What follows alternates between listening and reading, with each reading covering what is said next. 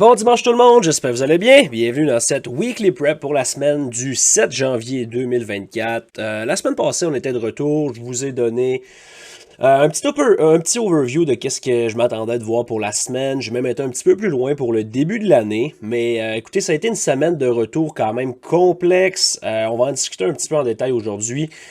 Mais gardez une chose en tête, ce genre de semaine-là, premièrement, là, je n'en avais parlé, mais tu sais, lorsqu'on revient d'un long congé, je sais qu'on est excité, on a souvent des résolutions en place, des objectifs, des choses qu'on veut faire, des choses qu'on veut voir.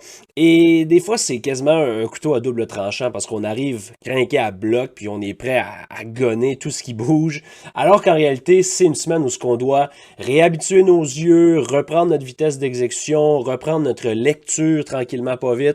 Donc, c'est un peu ce qu'on a fait la semaine passée. Ça n'a pas été super évident, honnêtement. On a, de mon côté, j'amorce là cette année-là avec une semaine red. Rien de critique, là. Au contraire, c'est sans dire que c'est ce que je voulais, là, mais je veux dire, ça me convient comme semaine. Et honnêtement, c'est un des price action, même si ça fait longtemps qu'on n'avait pas transigé, un des price action qui était le plus complexe, là, je vous dirais, depuis même avant les vacances. Là, décembre a été, oui, c'est tricky, peu de volume, etc. Mais la semaine dernière, ça a été très, très, très, très moyen côté price action. Donc, cette semaine, la glace est brisée. On commence, là, je vous dirais que c'est un peu plus cette semaine que ça revient, entre guillemets, sérieux. Le volume va revenir tranquillement pas vite. La majorité des gros joueurs recommencent aussi deuxième semaine de janvier. Donc, j'aime qu'est-ce qu'on a pour cette semaine. Le potentiel est intéressant. On va avoir besoin quand même de temps. Encore une fois, on n'est pas en mesure de dire directement comme « Ah, c'est exactement ça que je veux voir ». Mais il reste que il y a quand même là, des niveaux qui sont vraiment intéressants pour cette semaine. Donc, pour commencer, comme à l'habitude, on va commencer ça avec un petit retour sur la semaine dernière. Qu'est-ce qu'on avait mentionné et qu'est-ce qu'on voulait voir la semaine passée? Malgré le fait que oui, c'est un retracement qui semblait quand même agressif par moment, semblait peut-être un peu plus important qu'on voudrait. On avait quand même certaines zones qu'on surveillait. Initialement, c'est sûr que le bloc ici était notre surveillance numéro un, mais vous voyez comment qu'on ne peut pas nécessairement y faire confiance parce qu'on n'a jamais accéléré au-dessus. On a juste grindé up et ça fait en sorte que, ben, au final, c'est même pas un bloc qui a été créé. Et je mentionnais, OK, 50% on pourrait surveiller. Quand on s'est parlé, c'est là qu'on était en train de jouer finalement. Aucun support. On est allé chercher la liquidité en dessous des lots et on est allé balancer cette zone-là qui était le void en weekly, que je mentionnais que c'était une zone intéressante aussi en daily évidemment. Et vous voyez la précision là pour le moment, 50% du void en weekly, si on fait juste vous le montrer, nous donne pour le moment un support. C'est simplement un pullback qui est sain pour le moment. Donc, commencez pas à vous affoler avec ça. On va parler un peu tantôt de qu'est-ce qu'on veut voir, là. Ça devient plus critique que ça l'était la semaine dernière, mais pour l'instant, il n'y a rien de trop épeurant. Donc, j'aime la façon avec laquelle on a retracé relativement slow et la précision là, de nos niveaux qui a quand même été en place. Du côté du Nasdaq, un petit peu plus agressif, évidemment, si on le met en weekly, vous allez voir que de son côté, on a pratiquement complété le balancement du void en weekly. Et vous vous souvenez, celui-là ici en monthly que je vous avais montré, je parlais là, que c'était quand même assez critique de voir ça être flippé. Pour l'instant, 50% de ce flip-là tient avec le balancement de celui-là, ici en weekly. Donc, il n'y a rien non plus de trop dramatique. Vous voyez, on a quand même créé des voids sur le Nasdaq, sur le downside, alors que du côté de IS, tout a été balancé. Donc ça, c'est quand même, c'est pas surprenant de voir ça. Le Nasdaq avait surperformé. Maintenant, commence l'année avec un retracement.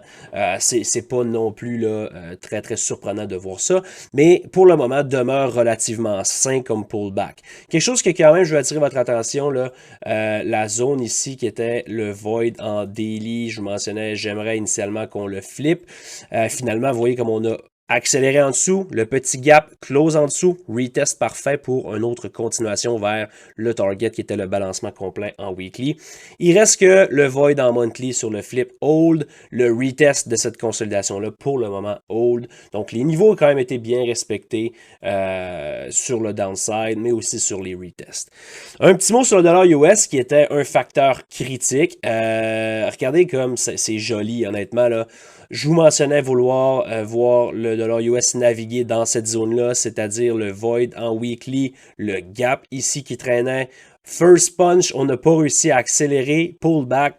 Je mentionnais à ce moment-là, tombez pas dans le piège de dire que le first touch va complètement dropper down. Comment on peut faire, comment on peut prévoir que hey, c'est pas suffisant? Ben, premièrement, il y avait d'autres niveaux importants, mais deuxièmement, si vous combinez ça avec les indices qui, à ce moment-là, n'étaient pas encore nécessairement été aussi bas qu'on l'aurait voulu, laissait présager là, le fait qu'on avait besoin d'y retourner. Et on est retourné sur la nouvelle de 9h, de 10h, de 8h30 sur le non-farm payroll, en fait, de vendredi dernier. On a punché là-dedans comme big time avant de rejeter agressivement et de finalement retrouver un support. On va en discuter un peu plus en détail tantôt quand ça va être le temps de parler du technique pour la semaine qui s'en vient. Donc voilà pour le petit retour sur la semaine. On va parler du VIX tantôt, on va parler des yields tantôt. Sans plus tarder, on va regarder un peu qu'est-ce qui nous attend cette semaine côté calendrier économique et c'est encore une fois une semaine quand même assez importante. Lundi, là, quelques Fed speakers qui sont là. Pas grand-chose, donc journée à être très très prudent. Mardi non plus, pas grand-chose qui se passe là-dessus. Les Year Note Auction cette semaine qui vont être à surveiller. On en a le 3 ans là, mardi. Mercredi, on a le 10 ans qui est très très important. Fed Speaker qui vont être encore en présence. Mais voyez, on a très peu de nouvelles en début de session et même avant l'Open. Donc quand même, risque d'avoir un pre-market un peu plus tranquille. Jeudi, Jobless Claim habituel et on a le fameux CPI. Je vais faire un petit bout de chemin sur ce CPI-là. Puis un peu aussi sur pourquoi le vendredi, on a eu une grosse drop sur le non-farm payroll, alors que, vous allez dire, la nouvelle est positive. On a créé plus d'emplois que qu'est-ce qu'on avait anticipé. Ben, il faut comprendre un peu l'environnement économique. En ce moment, la Fed a tapé dans les mains et en disant quasiment combat gagné là, contre l'inflation. Lors du dernier FOMC de décembre, j'en ai parlé un peu la semaine passée, mais ce genre de pivot-là de la Fed là, qui est devenu excessivement dovish après avoir été continuellement hawkish, et mentionnant que les rates allaient rester plus haut plus longtemps, ben, le meeting qu'on a vu avant les fêtes, ça a été un flip complet. On a pratiquement crié victoire et lorsqu'on voit, exemple, des chiffres de travail là, comme le non-farm payroll sortir excessivement fort comme ça, c'est une réaction négative sur les marchés parce qu'il y a une contradiction qui se fait et ça laisse présager que, OK, finalement, qu'est-ce que la Fed a dit qu'on va couper rapidement en 2024? Peut-être que ça ne sera pas le cas. Donc, quand les chiffres sont aussi forts que ça signifie un peu good news is bad news actuellement dans le marché. Et c'est ce qui a causé là, la drop sur la réaction à 8h30 sur le non-farm payroll. Un autre élément qui va être vraiment surveillé, autant que l'année passée, je vous disais que le CPI avait plus nécessairement d'importance entre guillemets parce qu'on allait frapper les expectations. Je m'attends que 2024 soit une année critique pour le CPI. Ça ne veut pas dire que ça se peut que ça soit dans 3 mois, 6 mois ou peut-être même plus, ou écoutez, peut-être jamais non plus. Mais à partir du moment où on va avoir un CPI qui peut-être devient un peu plus, qui frappe plus les expectations et qu'on a une hausse qui revient, là, ça pourrait causer un certain sentiment de panique.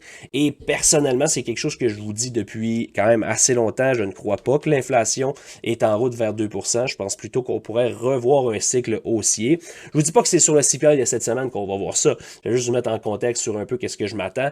Et pour cette année, les CPI vont redevenir quand même assez critiques à mon humble avis. Donc 8h30 jeudi matin, là, très très important. 30-year note bond auction aussi à 13h qui est très important. On a le PPI le vendredi matin. Vous le savez, là, lorsque le PPI sort après le CPI, un petit peu moins pertinent, il risque quand même d'avoir une volatilité, mais il risque de ne pas nécessairement avoir beaucoup de surprises de ce côté-là. Donc voilà pour le calendrier économique cette semaine. Quand même relax, je vous dirais. Là, c'est sûr que ça demeure une semaine CPI. C'est un peu tannant. Personnellement, je préfère lorsqu'il est le mardi. Pourquoi? Parce que le lundi, on est plus prudent. Le mardi, le CPI sort et après ça, on a la paix pour le reste de la semaine. Cette semaine, le fait qu'il soit le jeudi fait en sorte que lundi, mardi, mercredi, ça se pourrait que ça soit un petit peu plus complexe. Je sais que c'est plate, mais c'est la triste réalité. Donc, soyez-en conscients, soyez-en prudents aussi. On est retour aussi avec la saison des earnings qui s'en vient, tranquillement, pas vite. On commence ça cette semaine avec les méga banques américaines, JP Morgan, on a Bank of America, Wells Fargo, BlackRock, Citi. Donc, beaucoup de gros earnings côté banque américaine. Nécessairement, on devrait pas nécessairement voir, disons, on n'est jamais non plus à l'abri, là, mais pour l'instant, il n'y a rien qui qui pourrait vraiment briser un momentum ou vraiment accélérer un move down. On n'est jamais quand même à l'abri des commentaires qui sortent là, sur les earnings calls, etc. Donc soyez-en conscients. On a aussi une coupe de, en fait, DAL, là, Delta Airlines qui va sortir. Donc commence tranquillement la saison des earnings. La semaine prochaine, ça accélère. Et par la suite, là, les mégatech qui vont suivre dans quelques semaines. Maintenant, d'un point de vue technique, qu'est-ce qui nous attend cette semaine? Ben écoutez, je change toujours pas mon scénario, ce que mon bias Bigger Pictures. Et si je regarde le monthly chart, on demeure relativement bullish. Qu'est-ce que je veux dire par là? C'est que j'ai aucune raison à ce moment de flipper 100% bearish. Par contre, cette semaine, c'est une semaine pivot, où on va avoir besoin de temps, besoin de lire comment on réagit sur certains niveaux pour potentiellement flipper ce bias-là. On amorce un 2 semaines pré-OPEX où ce que si on a à avoir de la faiblesse cette semaine, c'est un gros statement. Qu'est-ce que je veux dire par là? C'est que c'est dans un environnement où on devrait être soutenu, les marchés devraient avoir de la difficulté à baisser. Donc, si jamais on drop agressivement, c'est un gros statement qui montre, OK, on a une faiblesse qui est plus importante que qu'est-ce qu'elle devrait être actuellement. Donc, en monthly chart, là, vous voyez, on est juste revenu tester le potentiel méga bloc qui est là. En plus de ça, sur le SP500, vous voyez, on en a parlé tantôt, on est juste venu rebalancer 50% du void en weekly, en plus de frapper le bloc ici. Donc, tout demeure sain pour l'instant. Je vous dirais que ça, là, c'est un des scénarios les plus complexes à transiger, puis un des scénarios les plus complexes à planifier aussi. Pourquoi? Parce qu'on est à mon humble avis, dans la dernière portion d'un mouvement up important. À partir de là, j'ai de la difficulté à dire que, OK, on veut vraiment se positionner sur ces dips-là, vu qu'on est dans la dernière portion d'un up move important. Et on veut pas nécessairement shorter, parce on demeure sans que les targets up ultimes ont été frappés. Donc, on veut pas shorter early pour se faire trapper. Donc, vous voyez là un peu la contradiction. Et ça, c'est dommage, mais ça l'arrive. C'est des moments dans des cycles de mouvement, dans des cycles de marché où ce que personnellement, ça ne veut pas dire que c'est comme ça pour tout le monde, mais d'un point de vue personnel, la façon que je travaille, le système que j'utilise, fait en sorte que c'est des moments où ce que je dois être un peu plus défensif. Généralement, on est vraiment là on point sur pas mal de niveaux.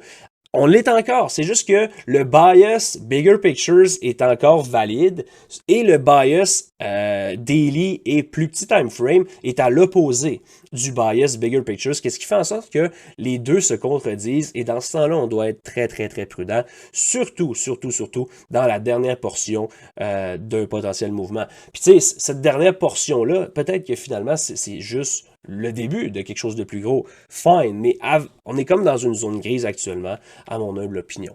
Donc, d'un point de vue technique, vous voyez, là, sur le retracement, on n'a pratiquement rien créé. Ça, c'est quelque chose qui m'agace un peu, à la limite, qui confirme mon bias bullish. Juste ce void-là qui a été créé ici. Donc, on va voir si on peut revenir le reclaim rapidement cette semaine. Qu'est-ce que vous voulez voir? C'est vraiment cette réaction là-dedans.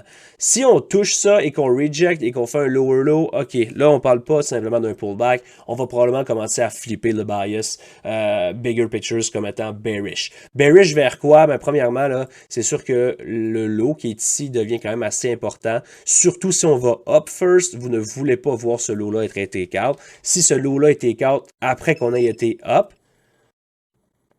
on risque vraiment d'accélérer à l'intérieur du void en weekly. Et là, c'est plus nécessairement des zones de support qu'on va surveiller, mais des zones d'accélération pour aller chercher quoi? La liquidité qui réside en dessous de ce range-là.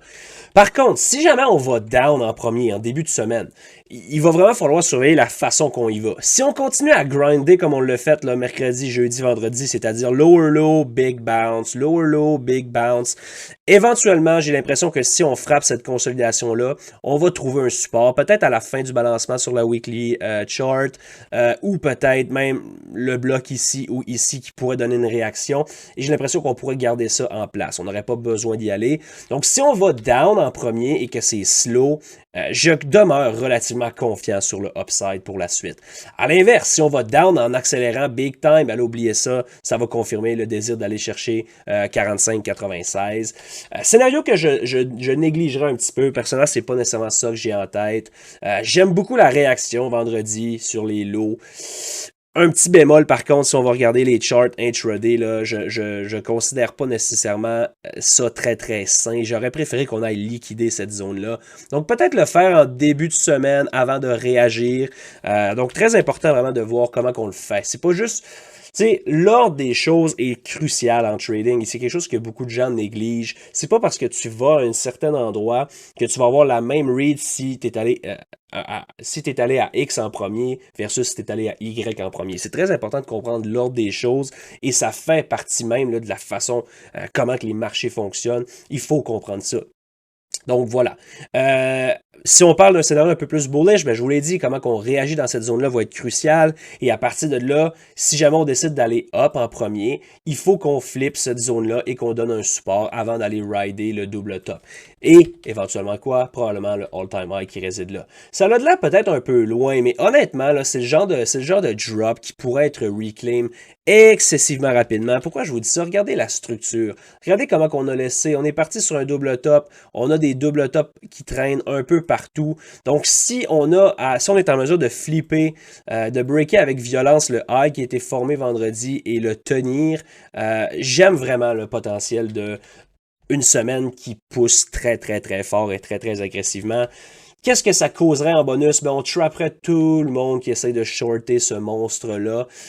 C'est-à-dire que ça fait pas de sens que ça monte, etc. Et ils ont probablement raison. Mais il faut attendre une fenêtre qui est plus favorable qu'une 2 semaines avant l'OPEX dans une fin d'année comme ça. Donc ça, c'est mon humble avis. Le technique demeure bullish sur les plus gros time frames. On demeure prudent. On a quand même take out ce swing low-là avec agressivité. C'est la raison pour laquelle je vous dis que le début de la semaine est assez critique. Si on rally et qu'on drop back down, c'est vraiment une belle confirmation et j'aime le short. Si jamais on est capable de builder à partir de là ou d'aller plus bas et de réagir, j'aime le upside encore une fois. Donc voilà pour le SP500. Si on regarde du côté du Nasdaq, oui, un petit peu plus faible, là, on s'entend. J'ai aimé quand même sa force, entre guillemets, le vendredi. De son côté, par contre, on a créé un méga void sur le drop du swing low ici. On en a créé un autre là-dedans. On n'a pas été capable de le retester vendredi. Donc ça devient là, notre zone pivot.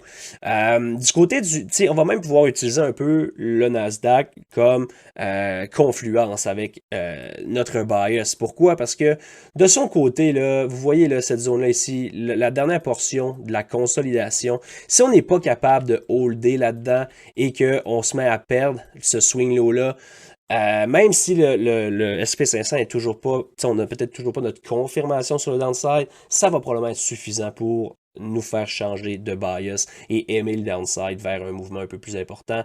Évidemment, cette liquidité-là là, devient un target important si jamais on flippe. Pour le moment, je ne m'intéresse pas à ça cette semaine, mais bon, on ne sait jamais, là, si jamais ça se met à accélérer. Donc, c'est ce que je mentionnais, là. Qu'est-ce que je veux voir? C'est qu'il commence à trouver support ici. Je ne veux pas le voir aller beaucoup plus bas. 16,225 est pas mal le max que je voudrais le voir toucher et réagir rapidement pour ensuite nous donner là, cette zone pivot-là qui va être, OK, on accélère au over, on donne un support et on accélère dans cette zone-là. Soyez quand même conscient que si on flippe ça, c'est pas gagné. Là. Il faut qu'on réussisse à trouver une accélération là-dedans et non pas weak rejection. C'est ça, c'est quand même un scénario qui est possible. Une autre chose, n'oubliez pas le fait que c'est pas impossible que, tu sais, oui, je veux voir IS faire des higher high, puis j'aimerais voir liquider le double top qu'on a laissé, mais n'oubliez pas que Nasdaq n'en a pas fait de double top. Donc, c'est pas une nécessité pour le Nasdaq de revenir là-dedans. Qu'est-ce qu'on pourrait voir? C'est un Nasdaq plus faible qui vient passer un peu de temps là-dedans, éventuellement trouve une rejection là-dessus, alors que du côté de IS, alors que Nasdaq fait un lower high, IS pourrait très bien liquider ses highs à lui. Donc ça, c'est quelque chose qu'on va surveiller du côté du Nasdaq, mais cette semaine, vraiment, qu'est-ce que vous voulez surveiller? C'est la zone autour de 16, 5, 80. Comment qu'on réagit là-dedans? Aussi, évidemment, l'ordre des choses, est-ce qu'on monte en premier ou est-ce qu'on drop? Par la suite, comment qu'on réagit si on veut jouer un reversal? Évidemment, CPI jeudi là, pourrait brasser les choses quand même de façon considérable. Du côté du dollar US, j'en ai parlé tantôt, mais là, on va en parler un peu plus en détail. Ça devient une chart critique, cruciale, et lorsque le dollar US est difficile à lire, tout le reste des marchés va être plus complexe à transiger, un peu comme on a vu cette semaine. Il n'a pas été nécessairement difficile à lire, mais c'est la façon qu'il l'a fait qui a été compliquée. Qu'est-ce que je veux dire par là, c'est que si vous allez sur des plus petites charts, vous allez voir là, vraiment beaucoup de pièges. des plus petites charts, évidemment, sur des plus petits time frames, je vous mentionne, là, vous allez voir beaucoup de pièges qui est arrivé tout au courant de la semaine. Et ça fait en sorte que les indices sont un peu plus compliqués. Du côté du dollar US, si vous le regardez en daily, on est allé frapper la zone là, cruciale que je vous mentionne depuis déjà plusieurs semaines. Belle réaction, on va le regarder en 4 heures, juste pour que vous voyez qu'est-ce qu'on a fait. On est allé la puncher comme big time, précision parfaite. On a liquidé les highs qui étaient ici, qui étaient beaucoup trop clean, ceux-là ici, et on a même frappé le void là, qu'il y avait en 4 heures, mais aussi en daily, avant de réagir de façon super agressive. Je vous dirais que initialement, j'aimais beaucoup la rejection, sauf que je trouvais personnellement que les indices n'étaient pas en mesure d'aller plus haut malgré la faiblesse du dollar US. Et qu'est-ce qui est arrivé? On est venu frapper le void en daily et on a eu un gros rallye. C'est pas le genre de rallye que vous voulez voir après une rejection comme ça. Faut pas non plus virer fou encore parce que si vous regardez un fib, on a juste retracé 50% du retracement. Mais qu'est-ce que je voudrais voir là? C'est peut-être en début de semaine, ou peut-être même lundi, là, une certaine wick qui, elle, reject hard et qui prend ce swing low-là. Une fois qu'on a brisé le swing low qui a été fait sur le downside, ça devient quand même une confirmation intéressante. Qu'est-ce qui arrive en ce moment, c'est qu'on se situe entre un void sur le upside et un void sur le downside. Donc, c'est un peu plus compliqué de bâtir un bias établi, mais il ne faut pas négliger une chose, le bias sur les plus gros time frames, weekly, monthly, demeure bearish. Demeure bearish jusqu'à quand? Demeure bearish tant que cette zone-là n'est pas flippée. Ça, c'est pas une cachette, vous le savez depuis longtemps. Pour l'instant, on a rejeté.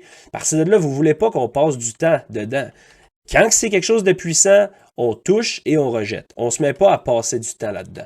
Donc, le swing high qui a été fait sur le non-farm payroll et le swing low qui a été fait sur le non-farm payroll, ce range-là qui est bien défini sur le dollar US devient quelque chose de très critique. Qu'est-ce que ça veut dire? C'est que si on refait un higher high, je pense honnêtement qu'on va pouvoir commencer à considérer un changement de bias sur le dollar US pour rider vers ces fameux niveaux-là qui traînent depuis longtemps, qu'on s'attendait de voir. Si on flippe notre bias sur le dollar US, ça veut dire qu'on flippe le bias sur les indices. On pourrait devenir bearish indice et bullish dollar vers minimum ces zones-là qui pourraient être très agressifs. À l'inverse, si on take out le swing low qui a été formé sur le non-farm payroll, ça confirme probablement la rejection de cette zone-là pour un désir de ramener le dollar US vers le swing low ici et peut-être même une visite du chiffre 100. Donc, on demeure bearish dollar US et on demeure bullish indice. Vous voyez là, je passe un peu plus de temps aujourd'hui sur le dollar US parce que c'est la chart la plus clean que je trouve personnellement et c'est celle-là qui va vraiment nous dire qu'est-ce qui va arriver pour la suite des choses. Donc voilà pour ça. Petit mot sur l'euro. Initialement, on avait une belle divergence sur les lows qui s'est formée. Scénario très similaire. On a un void over ici et un void en dessous.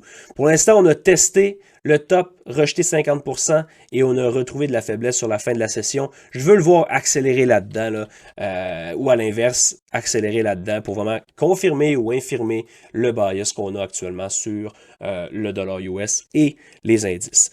Un mot sur le VIX, et c'est quelque chose qui me garde quand même confiant, bullish. Je sais que tout le monde s'est excité cette semaine en voyant, là, dès le lundi matin, boum, VIX up 15%, ok, ça commence à être sérieux. Qu'est-ce que je vous ai dit? Le pourcentage sur le VIX à ces niveaux-là ne veut pas dire grand-chose. Même que vous le voyez revenir over 20 puis que ça se mette à spiker, ok, on pourra parler là, mais zoomez out un peu puis oubliez le pourcentage parce que c'est déjà que les lundis, vous le savez, c'est tout le temps une volatilité qui est plus grande après le week-end. Après un lundi d'une nouvelle année comme ça, c'est le genre de choses normales de voir. Puis à l'opposé, il y a beaucoup de choses un peu bizarres qui s'est passé cette semaine, d'où la raison pour que je vous disais que les conditions étaient complexes, le price action était loin d'être clean. La première semaine en début d'année, c'est souvent ce qu'on voit. Il y a des rebalancements qui se font. Il y a beaucoup de choses qui se passent là, en dessous du capot, comme on dit, là, qui est plus difficile à voir dans ces nouvelles années-là. Qu'est-ce qui fait en sorte que le price action, comme on est habitué de le lire, est un peu plus complexe. Et le VIX en est un autre élément. Là. Cette semaine, on l'a vu assez fort, mais juste attirer votre attention sur la façon dont on a réagi vendredi. Vendredi, on a droppé de comme 0,5-0,6% straight down sur l'annonce du non-farm payroll. Et le VIX, lui aussi, s'est fait crush. Donc, ça veut dire quoi? Ça veut dire que la volatilité qui était anticipée sur le non-farm payroll ne s'est pas réalisée. Et ça, c'est très, très, très dangereux si vous êtes bearish. Donc, voilà, surveillez le gap qui a été formé lundi passé. Là. Comment qu'on réagit sur ce gap-là, c'est intéressant. Mais pour l'instant, on demeure avec un vol up, indice up, tranquillement, pas vite, qui se bâtit, cette divergence-là qui se bâtit depuis début décembre. Donc, on aime ça, jusque peut-être pas maintenant. Un mot sur les yields en terminant. Quand même un rebond intéressant qui se remet en place là, autour de 4% qu'on est de retour. Structure relativement similaire à, exemple, au dollar US sur un rallye actuellement à l'intérieur du void, à voir si on peut rejeter ou si on se met à accélérer. C'est sûr que si les yields commencent à accélérer, là, mettons qu'on a un CPI qui sort différent d'anticipé, etc., ben, là, oubliez là, la bullishness sur les indices, ça va être pas mal plus compliqué. Un mot rapidement sur quelques titres qu'on surveillait, puis ça, c'est pas quelque chose que je vous avais caché, là. Je vous ai dit, oui, je demeure bullish, mais ça, la façon, puis tu sais, quand on a fait la prep, c'était comme le mardi midi. La façon avec laquelle on ouvre cette semaine est un peu spéciale du côté des mégatech. On a Apple qui a Gap and Go. Finalement, tu sais, je vous mentionnais, je sais pas si on peut vraiment... On avait déjà le Gap, est-ce qu'on peut Go? Ben, la réponse a été oui. On a continué à démontrer de la faiblesse. On est dans une zone assez pivot. Maintenant, j'aimerais avoir trouvé un certain support. Personnellement, j'ai pas grand-chose qui m'intéresse là-dedans, autre que peut-être un rallye dans ce gap-là, selon où ce que les autres indices se trouvent à ce moment-là. Du côté de Tesla, relativement fort dans un scénario, dans un environnement un peu plus faible qu'on a vu la semaine passée. Surveillez comment on réagit sur le gap, c'est la même chose, on veut le voir revenir over ou sinon retest pour une accélération down. Meta qui est un peu plus fort que le reste, vous voyez, j'aime la façon avec laquelle on a trouvé support à l'intérieur de ce void là. Ici en daily, on est de son côté, déjà de retour sur le gap. Personnellement, c'est un de mes titres préférés si on a à avoir une certaine continuation up sur les indices. Je pense personnellement que son all-time high est un objectif très, très, très raisonnable. Donc, surveillez Meta là, cette semaine over le high, peut-être de vendredi, si on peut flipper ça pour une accélération vers 3,62 et éventuellement 3,70, 3,85. Un titre un peu plus volatile. Du côté d'AFRM, j'aime encore les highs qui sont en place, j'aime le pullback. Si vous le regardez en weekly, là, on pourrait même le voir aller un peu plus bas. Mais c'est un titre que j'aime bien m'amuser. La volatilité est très très intéressante. Tombez pas en amour avec ça. Trouvez-vous des entrées qui sont low risk parce que, tu sais, je veux dire, la zone qui m'intéresse pour un dip, c'est comme 25%. Donc, vous comprenez un peu l'approche qu'il faut avoir sur ce genre de titre-là. Mais gardez-le sur la watchlist, quand même intéressant. Et le dernier titre que je vous ai mentionné, c'était mRNA. On en a parlé mardi sur le pompe qu'on a eu. Je vous mentionnais que si on avait un dip qui se bâtissait, j'aimais beaucoup l'entrée. J'avais une alerte autour de 106 qui a été déclenchée. On a eu une belle continuation vendredi. À mon avis, je pense que ça va être difficile d'avoir un autre dip là-dedans, mais si on a la chance de se positionner dans cette consolidation-là, j'aime vraiment beaucoup un break de 118/120. Ça serait vraiment mon premier target relativement quick and easy pour peut-être là, comme de 7 à 8 à 10% selon l'entrée qu'on est capable d'aller chercher. Et par la suite, assurément, là, le potentiel pour un runner vers une run un peu plus importante, vers 125, 130, est quand même réel. Mais le premier target vraiment intéressant sera autour de 118, à mon humble avis, du côté de mRNA. Donc, ça ressemble à ça pour cette semaine. Écoutez, encore une fois, une weekly prep qui... souvent, on est comme, hey, c'est exactement là qu'on veut aller cette semaine. Cette semaine, on est plus en mode encore observation, patience. On a besoin de voir des chandelles se printer pour trouver vraiment là, la direction exacte qu'on veut. Personnellement, j'aime vraiment beaucoup, tu sais, j'en ai peut-être pas parlé, mais regardez du côté du Nasdaq, on a parlé sur IS, mais regardez la façon avec laquelle on laisse des highs sur le Nasdaq. Ça, sérieusement, ça fait longtemps qu'on n'en a pas vu autant que ça. On en a laissé souvent beaucoup sur le downside, mais sur le upside, là, c'est quelque chose d'assez impressionnant, comment il y a des doubles tops qui traînent là-dessus, comment qu'on pourrait accélérer de façon vraiment violente. Honnêtement, là, surveillez 16,580, 16,625, si on break puis qu'on flippe ça, Personnellement, là, j'aime vraiment, vraiment le scénario d'un bon pop move, peut-être le blow-off top qu'on voudrait sur une durée de 7 à 10 jours là, avant d'amorcer quelque chose de peut-être plus faible. On verra. Donc voilà, je vous souhaite une très belle semaine de retour. Là. Oui, on était de retour temps plein la semaine passée, mais quand même, là, une petite maladie qui s'est mise à travers ça. Cette semaine, on va être 100% de retour, présent sur les médias sociaux, contenu éducatif qui va être posté en permanence. Venez nous rejoindre sur Discord, venez trader avec nous autres, venez commencer la nouvelle année de la bonne façon, avec vraiment un système d'éducation qui va vous permettre de stepper up. C'est gratuit, venez voir ça. Je vous souhaite une très belle semaine. N'hésitez pas à partager, commenter et liker la publication et surtout, abonnez-vous à notre compte. Je vous souhaite une bonne semaine. Salut tout le monde.